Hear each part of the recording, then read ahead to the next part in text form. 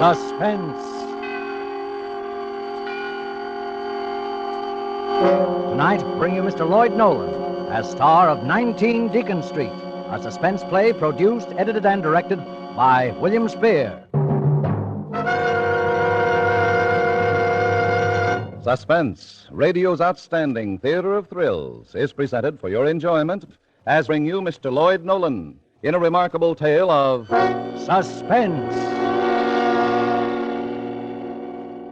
Oh, what a business, what a business. Do you know how it is? When you're keeping something to yourself, something that scares you, something that nobody else will believe. Well, if I tell you how it really happened, you'll say I'm nuts. But if I don't talk, then for sure I'll go nuts. Listen. Did you ever have a dame get under your skin till you were ready to hang yourself with your own belt just to be rid of her? Yeah. She did that to me. That blonde. That beautiful blonde. And the funny thing is, we never even met.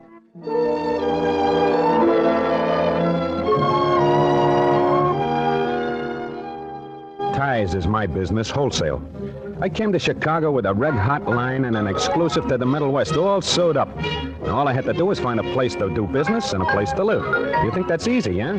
You should see Chicago these days. Well, some ham actor on the train tipped me off to a theatrical rooming house at 19 Deacon Street. I only wished he'd broken his neck before he saw me. Anyhow, I go to this place, and from the outside, it looks all right. I wait a minute or two, and finally an old dame comes out, looking like a tired old duchess. Good afternoon. Yeah.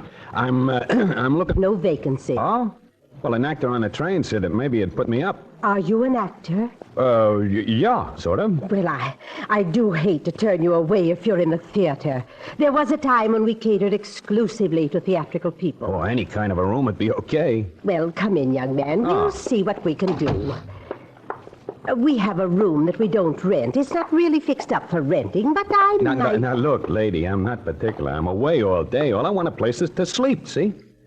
Come upstairs. I just know I shouldn't. I promised myself that... Now, young man, I'm going to show this to you on one condition. What's that? This room belongs to someone very dear to me. She's away. I've never rented it because, well, I expect her back. Oh, yeah? I want you to promise that no matter what, you'll not move anything or ask any questions about her. That's a funny thing to ask. Some people wouldn't understand. Promise? Okay, it's a deal. I'll turn on the light. Well, do you like it? Well, I don't know. It's kind of feminine, isn't it? Yes. Yellow fluffy curtains and costume dolls, cold cream, grease paint, dressing gown. Nice perfume. And hey, lady stockings. Say, ain't this a little unusual? I mean... We haven't changed it at all. You don't realize this, young man, but you're standing in a shrine. Am I? Oh, what? We haven't touched her room because someday she'll be back, and she'll find everything just as she left it. Is this her picture on the mantel here? Yes. Isn't she beautiful? Wow, you can say that again. I never even saw such a beautiful dame. And notice the long golden hair. Yeah. Oh, if you could really see it. Long and shimmering like thin strands of purest gold. And she'll be back. Well, when do you expect her? I don't know. What, didn't she say? No, she didn't say a word. One day she was here, and the next day she was gone without a word. How long ago? In a few days, it'll be 10 years.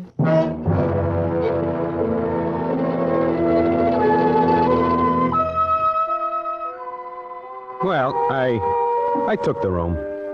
If I knew then what trouble it would bring me, I'd have slept in the park instead. When the landlady left, I went over to the mantel and I looked at the blonde's picture. Yeah, she was really one beautiful dame. And there was something else about her, some little thing I couldn't pin down. Well, I took the French doll off the pillow and flopped down. But from where I lay, I could look right at the picture. I looked and I felt the back of my neck crawl. Finally, I couldn't stand it any longer. I jumped up, I turned the picture to the wall. And then I dozed off. And there she was, crying. Just her face, soft gray eyes, and her golden hair.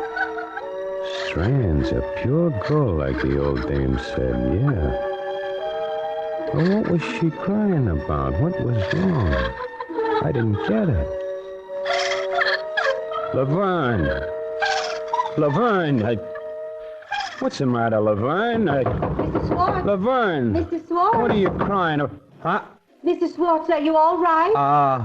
Oh, yeah. Just a minute. I'm all right. It's just a bad dream, I guess. But I heard you calling out. You were calling Laverne. Who? Laverne. That's who you were calling, wasn't it? Oh, I don't know. Laverne. Yeah, I guess I was. How did you know, Mr. Swartz? How did you know her name was Laverne? Well, I don't know. I don't know how I knew. I knew her name.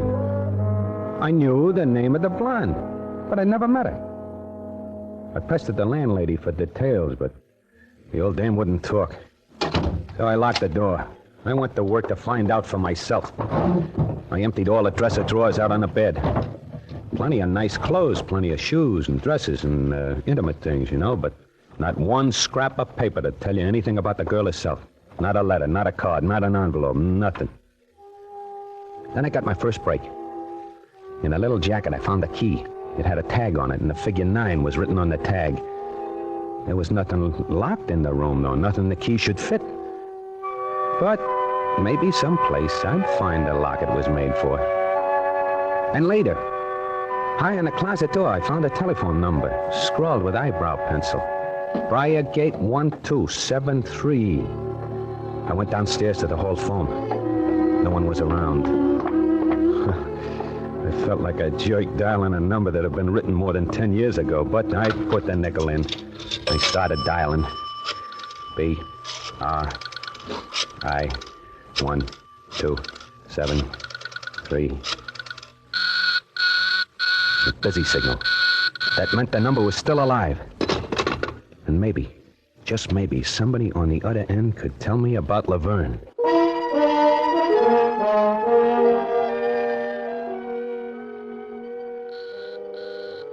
An hour later, I was still dialing that number and still getting a busy signal.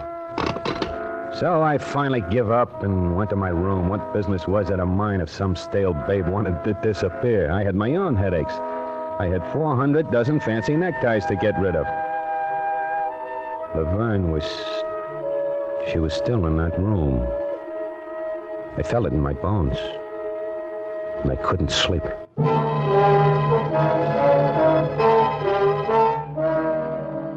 In the morning, I started out to look for a place to set up shop. Oh, I was plenty groggy, but I told myself that if I didn't sell those neckties, I'd find myself back in the bargain basement of Rosenblatt's department store, which was a sobering thought. So I started walking down to Madison Street. It's a warm day, and I'm walking fast, and suddenly I look up, and I'm on State Street.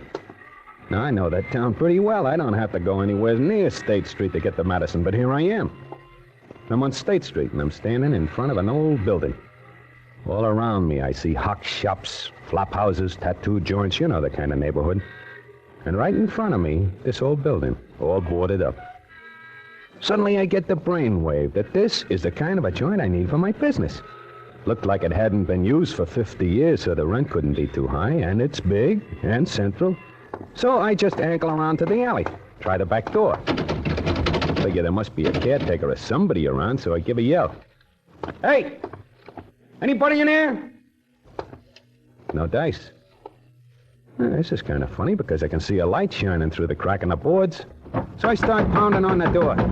Hey, open up! Open up, will you? What do you think you're doing? Huh? Oh, hello, officer. Well, I just thought that there'd be a janitor around. Does it look like there'd be anybody around with the doors all padlocked like this? Yeah, but look, there's a light burning inside. It's just a work light on the stage. It burns all the time. What do you want, mister? I want to rent the joint. Where can I find the owner? Rent it, huh? You Yeah. better get in touch with Jasper Florenz. Oh, the big stage producer. That's right. He used to run this little burlicue house before he was in the Chips. Got his start here. You can probably get him on the phone at his office.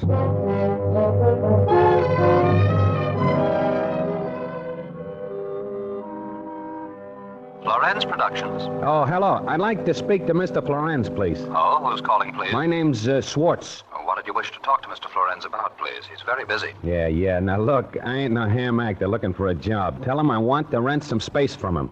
Rent space? Yeah, the old Florenz Theater on State Street. Oh. Well? Hello. I'm sorry, but the Florenz Theater is not for rent. Not for rent. But why? Well, okay. Have it your way. I burned up. The nerve of that guy letting his theater sit there empty while I needed it so bad. Well, I wandered back to the house a little later, and as soon as I got within sight of it, I got that queer feeling again. It was just like that blonde was standing there waiting for me. Well, I walked in and went to my room. I got out of detective mystery and tried to pass the time away, but it didn't work.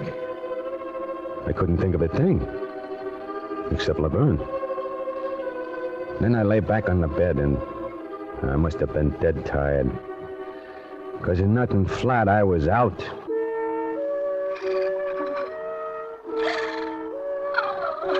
And there she was again. That beautiful girl sobbing. This time I was sure she was trying to say something to me, trying to get a message of some kind to me, but I just couldn't understand.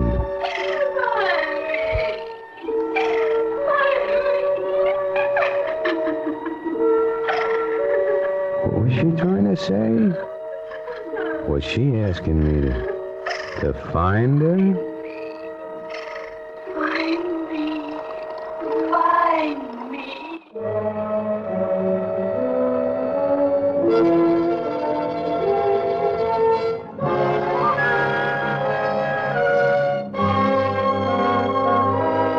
For Suspense are bringing you as star Mr. Lloyd Nolan in 19 Deacon Street by Larry Marcus and Robert Light. Presentation tonight in radio's outstanding theater of thrills, Suspense.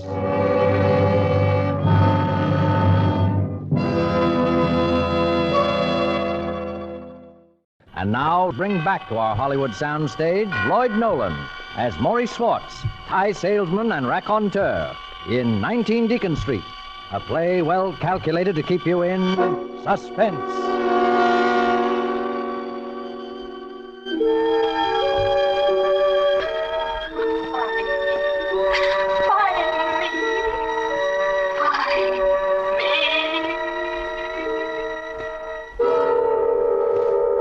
After that, I was afraid to sleep. So I grabbed my hat and ran out of the house. I stopped at a joint down the street and ordered some coffee. And while I was sitting there, I all of a sudden remember what my uncle, my mother's brother, used to say. He said, if you want to forget something that's bothering you, just concentrate on something else. Anything else. Well, but what could I concentrate on? And I thought. And then I thought of the theater, the Florence Theater. Other guys had tried to rent it for years and failed, but I needed it. And if I used my brain for that one thing, if I did nothing but plan ways of breaking Florenz down, I might be able to level myself out and at the same time swing the deal. Later that morning, I got in touch with an agent I knew, and he gave me Florenz's address. I took a cab out there. It was on Lakeshore Drive, and very hoi polloi. Florenz was sitting in his study. He looked just like his pictures, tall, gray-looking, with a nice sort of smile. But his necktie was lousy. Well, we had quite an argument. Did I understand that you're interested in the Florence Theater? Yeah, that's right. I tried to see you at your office, but I couldn't get past your secretary. That's why I thought I'd take a chance on seeing you here. I see. You're rather persistent, aren't you, Mr. Swartz? Well, you see, it means a lot to me, Mr. Florence. I understand it's been closed for years, but it's just what I need. I believe my secretary told you I didn't want to rent the theater, didn't she? Well, sure he did, but, Mr. Florence, did you ever have a hunch? A hunch? Why, yes, of course. Well, do you generally play your hunches? Sometimes. Well, I got a hunch about your theater. I see. Well, I'd like very much to help you, but I'm afraid it's out of the question. But why? Well, it's where I produced my first shows. Has memories for me. Some pleasant, some not so pleasant. Reopening that theater would be like reopening a part of my past that I'd rather keep closed. Oh, but ain't that kind of silly, Mr. Florence? I wouldn't put on shows there. All I wanted... I admire your persistence, Mr. Swartz, but the answer will always be no.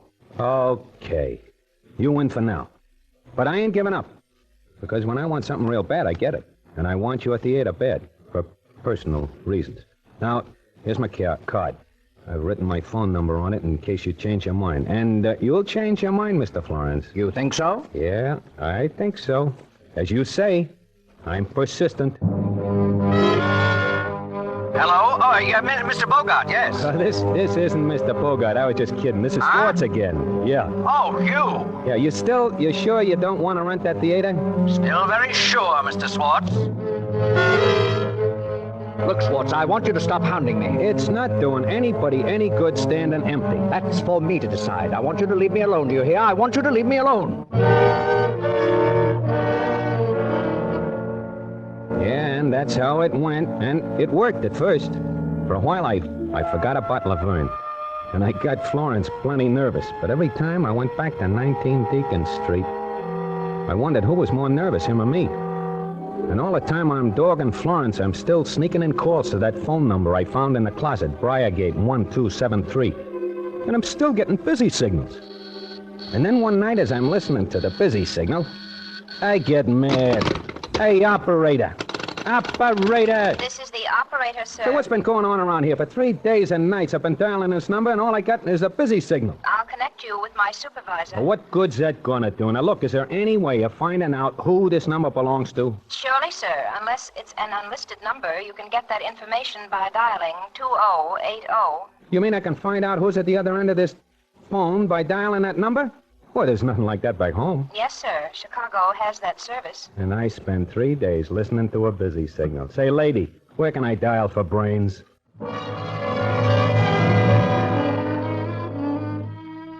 So I dialed 2080, and that's how I found the place. It's a little run-down spaghetti joint named Joe's. Over in the corner, I see the telephone that's been giving me the busy signal, and no wonder. It's a public phone booth.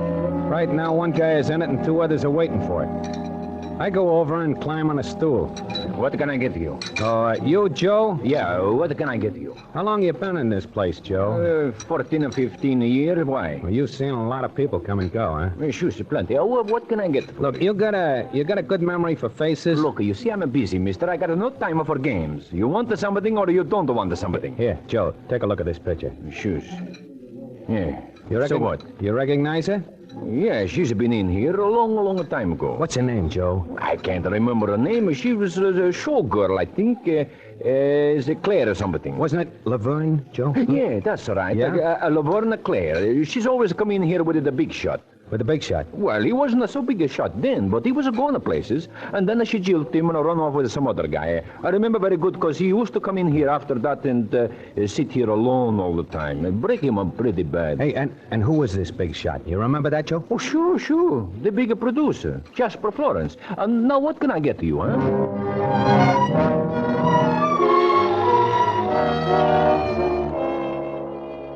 Jasper Florence, the poor guy. Here I've been hounding him for that theater, and he's holding out because it'll break his heart to let it go. He won't rent because it's a chunk of his life, a bad chunk. And it's in that theater. Well, that's what a dame can do to you. But what a mean dame she must be. But anyway, I begin to feel better. Now, first thing tomorrow, I'd go out, find another place to do business, and I'd start selling ties. But when I get home, I was in for another surprise. On my door, there was a note from the landlady. Jasper Florence called. He changed his mind about the theater and will meet you there at 8 o'clock. Well, figure that one out. I looked at my watch and it was 5 after 8 already. I get to the theater about 20 past. Nobody's there. So I wait around in front for a few minutes, and then I look down at the front door. The padlock I saw on it the other day was gone. I give the door a little push. It swings open. Well, it's just like any other theater lobby. White tile, brass rails, cobwebs all over everything, of course. I go on into the house, and there in the center of the stage is that one big work light the cop told me they've been keep burning all these years. What a queer duck that Florence must be to keep electricity going for 10 years. And in the center of the stage is a big organ. And the light behind it sends screwy shadows up against the wall. I walk down the long aisle, then up the stairs, onto the stage. And as I walked across it, I could hear my footsteps echo. I never could resist listening to an echo, so I yelled, "Hello!" Acting like a kid whistling in the dark. Hey, look, Maury, you're all alone here. There's nothing to be afraid of. Well, then I see that organ, and I walk over to it. Run my hand across the keys. I quit that in a hurry. Then as I wipe the dust off my fingers, I look up into the flies. I look and I see sandbags hanging. Whoa. They must weigh 150 pounds. I was just looking up at the catwalk, Then I see somebody move. I was sure of it. Just off stage. The guy moved in the darkness. Don't ask me why, but I started to walk toward him very quietly. Yeah, he was there. I could see him now. "Hey, come out of there, you!" He didn't move. So I walked over closer and... It was a dressing room. And the guy I saw reflected was Maury Swartz. That's right, me. Maury Swartz reflected in a dressing table mirror. Well, just then I saw a door to another dressing room across the hall. That door was closed, but something about it made me stare. It was the number on the door. Number 9. I remember the key I picked up in Laverne's room. In a flash, I had it out of my pocket and was trying it on the door. Number 9, the tag said, and it worked. My knees were shaking and sweat was rolling down my face, but I opened the door as wide as I could. I stepped in. And then I stepped on something. It was dark. I couldn't figure out what it was. So I lit a match. There, on the floor, were the white bones of a skeleton. And beside them, long golden strands of hair. And then I knew. My heart was beating a mile a minute as I stole back to the stage. I got there and I started for the footlights. Suddenly I looked up. The master curtain was crashing down on me. I jumped back.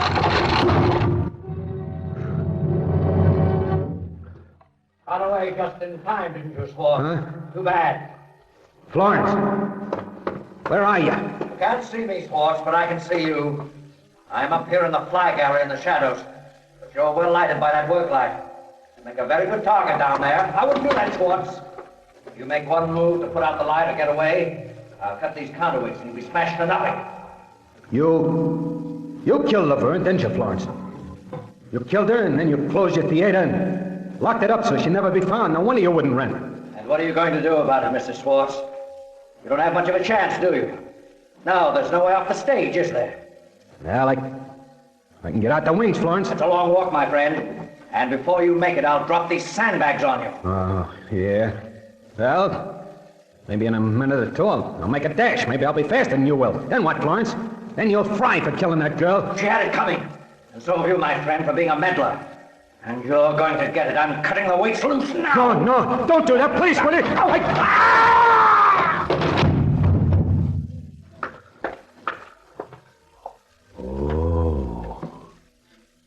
Oh, that's a long way to fall. And an awful way to die. Even for you, Florence.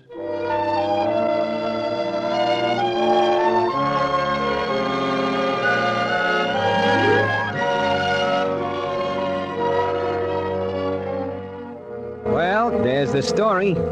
And if you don't believe it, there's nothing I can do.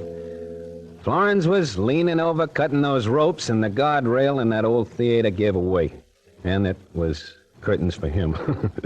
Well, I hope I entertained you. And, oh, by the way, if you happen to need any ties, I got a nice new line in. I hope you won't think it's sacrilegious, but these ties, and they come in all colors, they got a girl's picture on them. It's a cute idea, huh? I call it the Laverne tie. So don't forget, look me up. I got a little stand in Rosenblatt's department store. You can't miss it. Right in the bargain basement.